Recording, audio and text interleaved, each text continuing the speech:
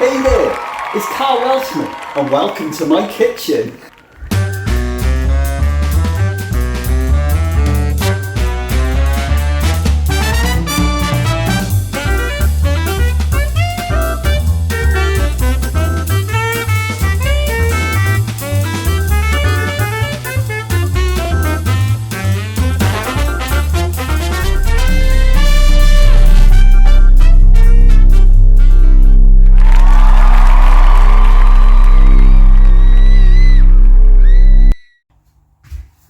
Hello, it's Karl Welshman, and today we're going to be making what's known as a one-pot ground beef stroganoff. Now I know that beef stroganoff usually uses slices of nice beef, and you know, I've seen the hairy bikers have done things where they're using fillet steak. I can't afford fillet steak, and beef is super expensive. I've had this ground beef or beef mince stroganoff loads of times in the past and it's fucking lovely. What we're going to be using, we've got a bit of vegetable oil there. We're going to be using this entire punnet of mushrooms because you can't have a good stroganoff without some good damn mushrooms. Medium onion, I mean it's quite a big onion. It's weird as well, it hasn't got much of this stuff on it, which is weird. It's very naked, a naked onion. Yeah, we got a bit of garlic going in there, sour cream. These oxos I'm going to use when I make like a bit of a beef stock that's going to be going in there as well. Yeah, paprika, salt and pepper. And then with this recipe, right, normally what you'd actually do is you put a couple of these noodles in, these, what are they called? Hang on, tagliatellis. You put a couple of those tagliatellis in and let it cook in the sauce, but I'm actually going to try something a bit different today. I'm going to put a bit of farfalle pasta in there, and then we're just going to garnish it with a bit of parsley. So first things first, then we're going to chop up these mushrooms. We're going to get them cooking in with a little bit of oil, a little bit of salt and pepper, and then we get the garlic and onions in there. Let's go. Let's go. Go. Let's go. fucking onion. So what I like to do is just make sure that I get all of my veggies chopped up first. So what I'm going to do, I'm going to work my way through all these mushrooms, and I'm using chestnut mushrooms. You can use white mushrooms if you want, but chestnut mushrooms, they were a little bit cheaper in Tesco, and I actually prefer the taste because they got a more mushroomy flavour. Oh, I'm going to give this a wash, don't you worry. Don't you worry, people will be like, oh no, I'm not eating that. Karl's been kissing it. There we go. There we go. That's a clean mushroom now. Oh, for God's sake. Okay, I still got a few more mushrooms to chop up. Dirty bastards though, look at these dirty bastards. Patting them dry because you don't want them absorbing too much water because it kind of fucks up your mushrooms. So what we're going to do, we're going to get a little bit of oil in there. It's supposed to be about 2 tablespoons. Let's have a look. 1. Yeah, that'll do. That'll do. A little bit of oil in there. I'm just going to get that on. Nice. Classic oven, Flavel. I'm sure you've all heard of Flavel. My mum accidentally bought chestnut mushrooms back when I was a kid. Put them in the fridge, didn't think too much about them. A couple of days later, comes to whatever it is that she's going to be using the mushrooms for, thinks all the mushrooms are off. Now, I did explain to her, I was like, Mum, they're chestnut mushrooms, they're supposed to be brown. She's like, oh, okay. A little rummage around in the kitchen. All the fucking mushrooms put in the bin. She sent Dad down to get bloody normal mushrooms. I'm going to chop up this onion. Everyone has their own little cutting and chopping techniques. I think I need to sharpen this knife a bit. Oh, that's a nice smell. I do like the smell of onions. Get that little bit around the edges. Now I do tend to waste quite a lot of onion, but I always find it a bit risky that you're going to get some of that firmer skin in it. I don't want any of that firmer skin. Truth be told, and I am going to tell the truth.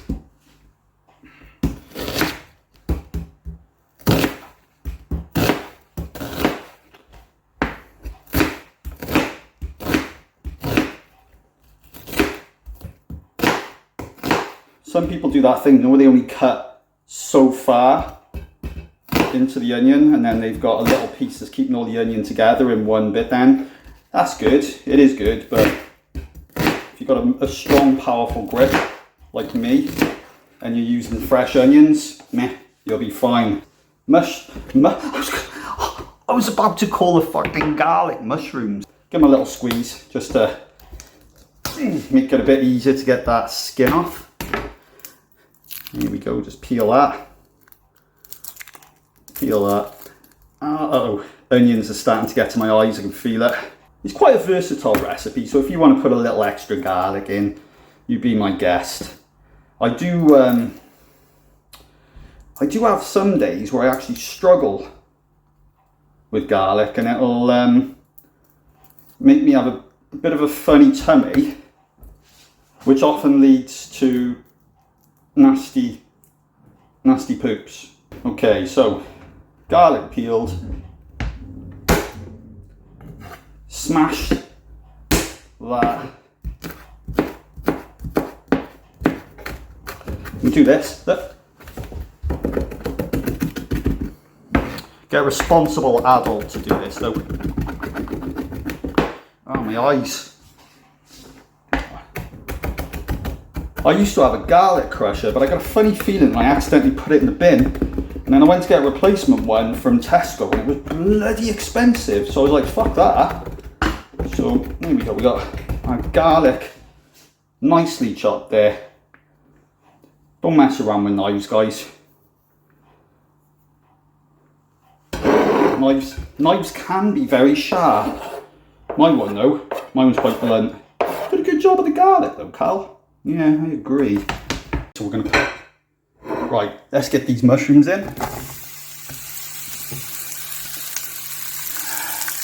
I'm going to cook them until they got a nice toasty edge on them. So I'm going to put a little bit of salt and pepper. I can't do pepper with one hand because it's a bloody grinder, look. That's not working. Yeah, so I'm going to put a bit of black pepper on them. We're just going to move these around until they're nice and toasted looking, you know, nice little browned edge on them. Might need a bit more oil because I put a few extra mushrooms in there. So what you'll find, right, with mushrooms whenever you're cooking them, right, they start to give off a lot of moisture. And with that moisture, you've got to still keep on mixing it around and moving them around until all of the moisture evaporates. And it's at that point that you'll start to get that nice brown edge on your mushrooms. So you've got to have a bit of patience here.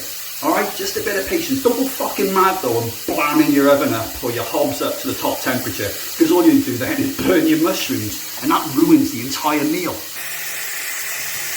You can see the moisture in there. So we need to just keep cooking this out until all our moisture disappears. We're going to add the onions and the garlic in there now. In your pot, fellas. Or ladies. Or whatever you choose to identify as. Oh yeah, that smells so good. You show me a smell that's apparently better than fried onions, and I'll say you're a liar. But if you have managed to generate some sort of smell that's better than fried onions, I might even think you're a wizard. Cheeky onion. A lot of the time cooking is about multitasking as well. So we got the onions and mushrooms cooking back there. I know that I'm going to be needing to put into this mixture at some point 940 millilitres of beef stock. So I'm going to crumble the oxos up and put them into this jug. And I'm going to do that before the water's in the jug so that I don't end up with bloody steam all over my fingers. And then you get oxo fingers. There is a thing, you know, where people squeeze in the oxo inside the foil and then ripping off a little nub and going, oh look, oh yeah, it's a life hack or something. But I don't do that. I just take out the big old block of OXO, get it in there. Right, 940 mils. That little mix. That means we're ready to rock a little bit later on when we've got to tip this in. And that's our beef stock ready. I'm using lean steak mince. Need to break this up a little. Start browning it before we add some paprika. I'm just using standard paprika, not sweet or smoked. Just standard paprika. Right, we're going in with the paprika. 2 teaspoons.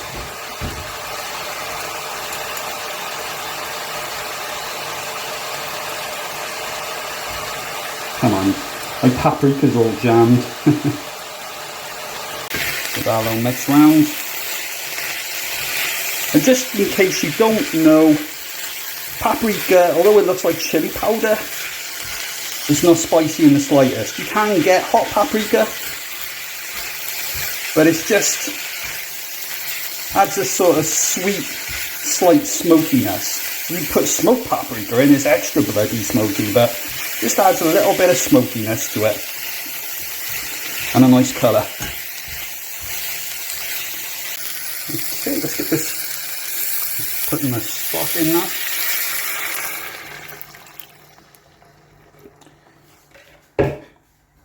Get that little mix around. And this is where it's going to be a little bit trial and error, because I'm not using ribbon pasta, I'm using the bow tie pasta. And it's at this point that you put the pasta in, because it'll cook through with the liquid of the stock. And then once the pasta's cooked through a bit, we'll be putting in the sour cream. So here we go. I'm going to put the pasta in. And when you're making this dish, it's important, probably should have mentioned this at the start, you need to have some sort of a pot that you can put a lid on, because we want the pasta to cook and not all of the water to just evaporate. So just before we put that pasta in, I'm going to turn it down to about 3-4 so that it's simmering. I'm going to add my farfalle. I'm sure there's people going, this isn't traditional stroganoff, but you know, it's a damn tasty dish, I promise you. It's damn tasty. I'm going to give this a little mix around now. Yeah, we can get more in there. So much liquid.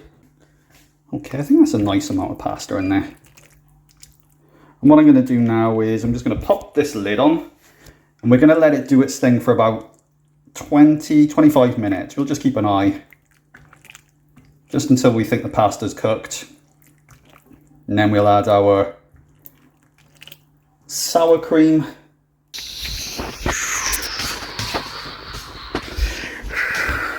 Karl, insert awesome special effects here. Okay, Karl. So one of the other stages that's mentioned in this recipe is a corn flour or cornstarch slurry. And basically, that's just a mix of corn flour and water. And the recipe asks for a tablespoon cornstarch. Doesn't actually say how much water, so you're going to guesstimate. Usually you're looking for 2 to 3 times more water than flour. So let's go, I'm going to go 3 tablespoons of water. 1.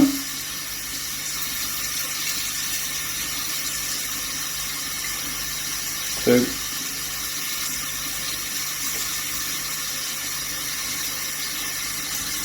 So usually I just do this by eye, but I want to give some sort of a guidance. So yeah, Yeah, that's kind of worked.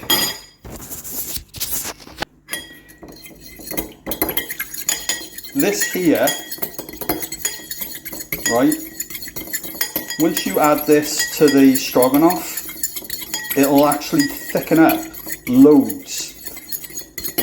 So if you've never made gravy before, this is what a lot of people would use as a base to make their gravy thick. Because once the pasta's cooked out a little bit, we'll put the pot of sour cream in, and then we'll tip in our corn flour slurry. When you put that in and you mix it around, if you don't think the sauce is thick enough, okay, give it a minute though, check. Don't just fucking chuck it in there and go, oh, it's not thick enough, and make another batch. Mix it around a bit first. Make yourself another bit of a slurry, and you can just add it gradually and keep mixing it around until it's as thick as you want. If you chuck it all in there, you're fucked. If you put like too much slurry in there, you end up with a really thick, unedible mess. So you don't want to be doing that. Be patient, guys. All right, patient. Okay, let's have a look here. Here we go.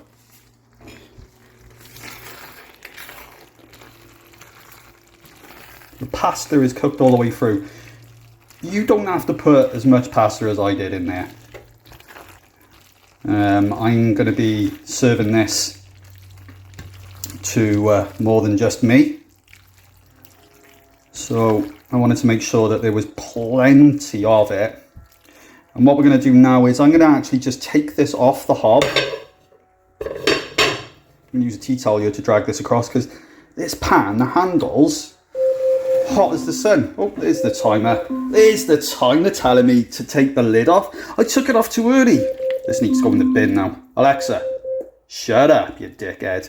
Bit of sour cream, tie a pot. In you go, sour cream. You can use creme fraiche as well. Creme fraiche works just as well in this dish.